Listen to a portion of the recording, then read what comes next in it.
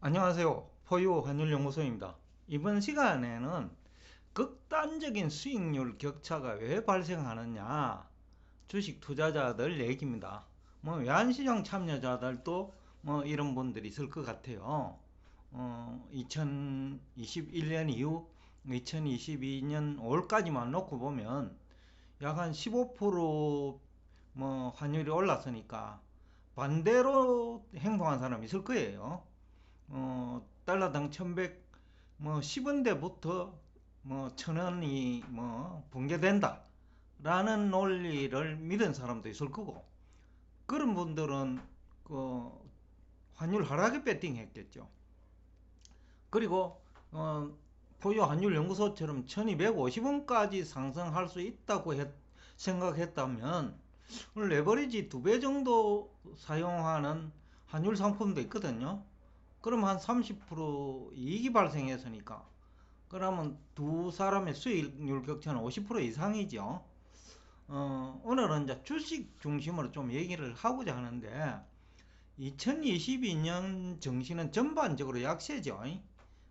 나스닥 지수도 약 한 25% 이상 하락했고, S&P 다우 다 10% 이상 하락했으니까, 그러다 보니까 이제 대부분 투자 손실이죠.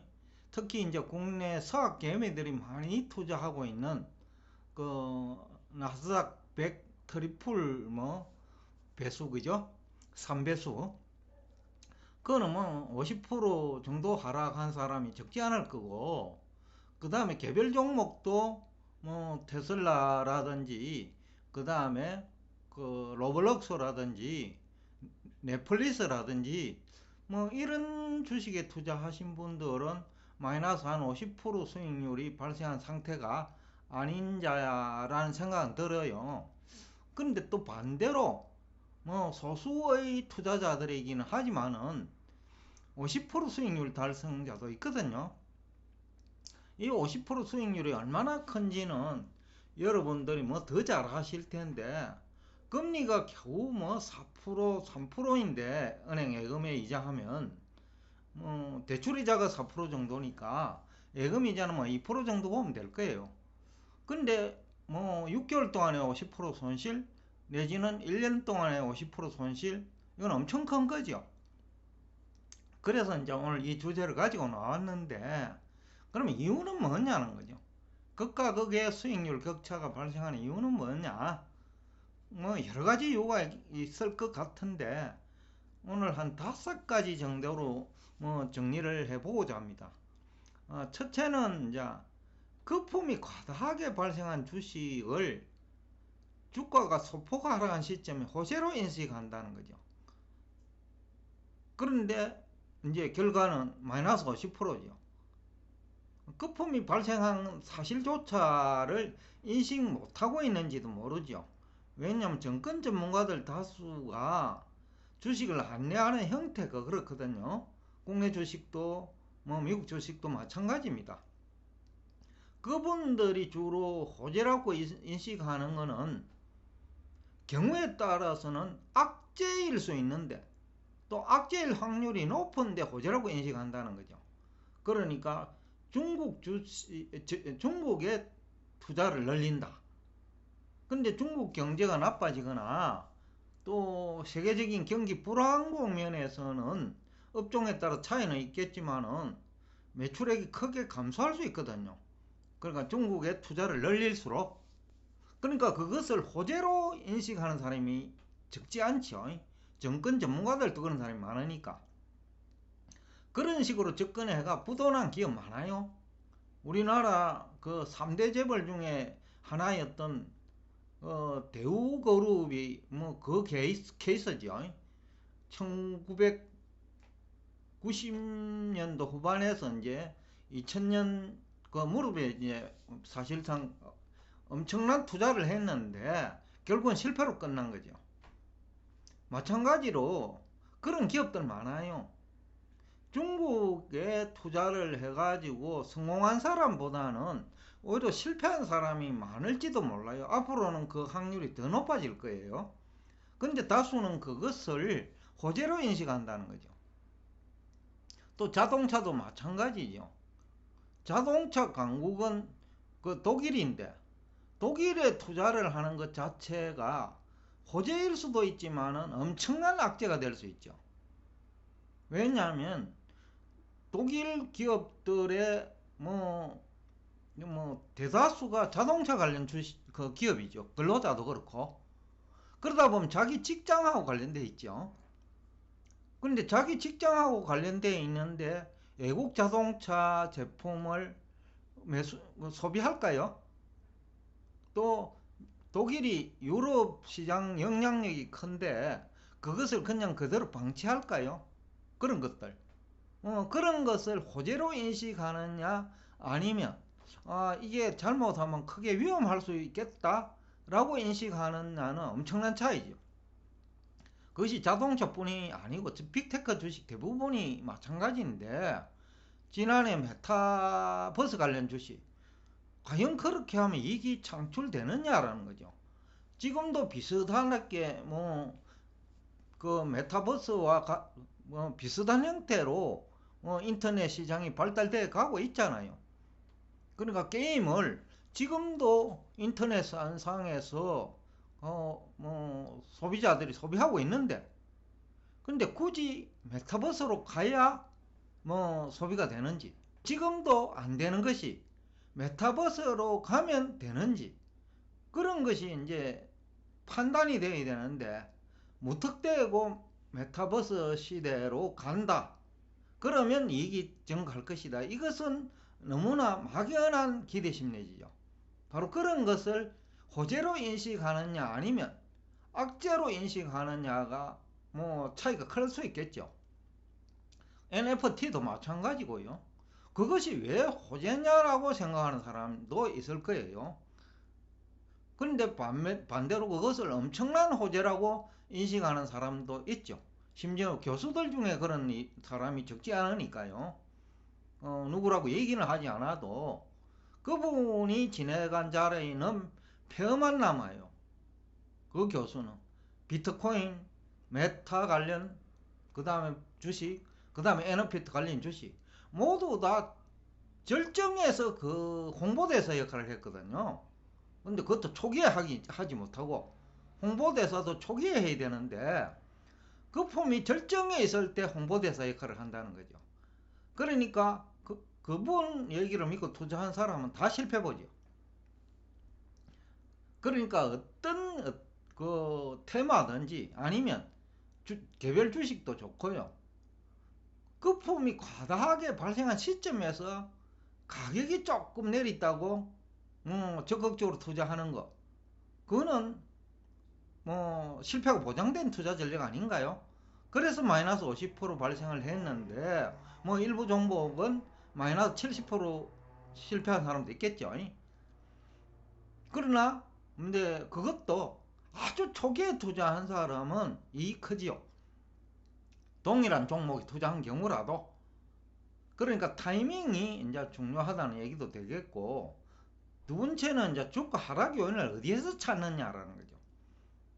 원자재 가격 하락에서 찾으면, 원자재 가격 상승에서 찾으면, 원자재 가격 상승에 수혜주가 있을 거고, 또 원자재 가격이 상승하면 환율이 상승하는 국가가 있으니까 원자재 가격 수혜주 플러스 환율 상승 수혜주 이중으로 수혜가 되는 기업에 투자하면 기대 수익률이 오히려 높겠죠. 근데 그 주가 하락 요인을 연준의 양적 긴축에서 찾는다면 그분은 계속해서 또 추격 매도, 공매도를 하겠죠. 레버리지가 EBS 이상인 인버스 상품에 투자할 수도 있겠죠. 그것도 추격해 가면서. 그러면 또 마이너스 50% 수익률이죠. 그만큼 이제 아까 주가 하락 요인을 어디에서 찾는지도 중요하다. 지금 대부분 연준이 보유자산 축소를 하니까 시중의 유동성이 감소하는 것으로 알고 있는 사람이 많거든요. 경제 전문가조차도 그런 분이 있어요. 근데 앞에서도 저 한두 분 얘기했지만은 그 대출액이 1분기에 미국입니다. 가계대출액만 2650억 달러 증가했는데 연준이 매월 500억 달러에서 줄여도 1,500억 달러밖에 안 되니까 3개월 동안에 총 통화는 1,000억 증가하는 거죠. 그걸 그렇게 해석하는 사람과 다르게 해석하는 사람은 수익률 격차가 엄청나죠. 그 다음에 환율 상승을 수반하니까 원자재 그 가격 상승은, 그러면 환율 쪽에서 베팅할 수도 있잖아요. 예를 들어서 달러 인덱스에 투자할 수 있다라는 거죠. 그 다음에 일본이 뭐 에너지 수입을 많이 하니까 일본 엔화 가치 하락에 베팅할 수도 있겠죠. 또 일본이 해외 자산이 많으니까 연기금이나 투자은행들이 환율 상승을 유도할 수도 있으니까 그런 쪽에 베팅할 수도 있다는 거죠. 그러니까 원인을 어디에 찾는지가 대단히 중요하다. 원인을 잘 찾으면 마이너스 50%가 아닌 플러스 50%가 되고, 원인을 잘못 찾으면 마이너스 50% 수익률이 나는 것이 오늘날 금융시장 질서지요. 그 다음에 세 번째로 요 근래 들어와서 현금 비중을 확대하자라는 얘기가 많아요. 한 달 전부만 하더라도 한 20% 할당할 때는 존버 하자. 기다리면 해결된다라는 거죠. 그러다가 어느 날 30% 이상 빅테크는 대부분 그러니까 30% 이상 하락한 시점에 이제는 현금 비중을 늘리자. 현금화하자. 현금이 최고다. 그런 얘기를 하죠. 그러니까 이미 마이너스 30% 하락한 상태죠. 그런데 2022년 초에 했다면 마이너스 50%가 아닌 오히려 플러스 50%가 됐겠죠. 왜냐하면 주가가 높으니까 그 인버스 투자해도 부담이 없잖아요. 그럼 한 2배 정도 투자하면 한 50% 수익이 났겠죠. 바로 그 전략상의 차이도 있다. 그 다음에 이제 존버 전략을 좀 더 강조하고 싶는데, 제가 유튜브 활동을 한 지가 얼마 안 되기 때문에 아직 짧은 기간을 가지고 얘기할 수는 없지만, 그러나 지난 30년간 주식시장, 외환시장, 채권시장에 관심을 둬왔다는 점에서는 그분들보다 경험이 더 많을 거예요. 근데 존버를 해가 성공한 사람은 극히 일부예요. 특히 종목 중심으로 접근한 경우 10년 동안 원본 회복 안 될 수 있어요. 아마 그런 종목이 더 많을 거예요. 예를 들어서 NFT 관련 주식도 그럴 확률이 굉장히 높다고 보거든요. 메타버스 관련 주식도 마찬가지고요. 그러니까 메타버스 상품, 컨텐츠를 그 인터넷 공간에 올릴 수 있는 회사와, 그리고 그 기반을 조성하는 회사는 완전히 다르거든요. 근데 국내에서는 기반을 조성하는 그런 기업은 그렇게 중요시 여기지 않은 것 같아요. 근데 오로지 컨텐츠를 제공하는 회사 중심으로 종목을 추천하는 것 같아요. 그거는 실패 확률 90% 이상이에요. 지난해에도 얘기를 했지만은. 그 다음에 고점 매수 후 어떤 종목도 마찬가지입니다. 특히 테마주는 그 정도가 심하고요. 고점 매수 후 존버 전략은 실패 확률 50% 이상이죠. 수익률 개념입니다. 그런데 성공하느냐 실패하느냐 기준으로 하면 90% 이상이죠. 그 다음에 주가 지수 등락을 이용하죠. 포유 환율 연구소가 대표적인데, 지수 등락과 무관한 종목 없다. 길게 보면 그렇다고 하면 지수 등락을 존중하는 종목에 투자하거나 지수에 투자하자. 그러면 수익률 50%가 그렇게 어렵지 않아요.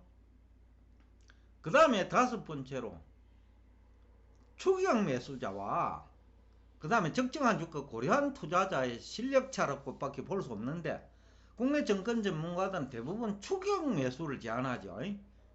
적정 주가는 그보다 훨씬 낮은데 50% 이상 낮은데 계속해서 추격 매수를 제안하거든요. 그거는 실패 확률이 아주 높아요. 그런데 적정한 주가를 고려한다면 얼마든지 지금과 같은 주가 지수 대세 하락 국면에서도 가능하다. 왜냐?